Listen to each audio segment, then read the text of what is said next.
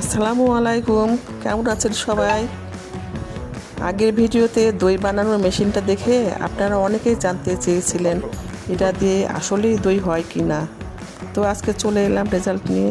দেখুন কত সহজে একদম পারফেক্ট টক দই জমেছে। এখন দোকানদের ভেজাল দই আর না, ঘরেই তৈরি হবে একদম ফ্রেশ দই। পুরো প্রসেসটা আপনাদের দেখাচ্ছি, কেমন লাগলো জানাবেন। আর যারা দই খেতে পছন্দ করেন বা খেতে চান আমার হাতের দই, তারা অবশ্যই আমার বাসায় আসবেন। তবে আগে জানিয়ে আসবেন, আমি দই বানিয়ে ফ্রিজে রেখে দেবো আপনার জন্য। খেয়ে জানাবেন কেমন হলো। সবাই আমার দই পছন্দ হলে লাইক করবেন, কমেন্ট করবেন। অসংখ্য ধন্যবাদ সবাইকে। ভালো থাকবেন সবাই। আল্লাহ হাফেজ।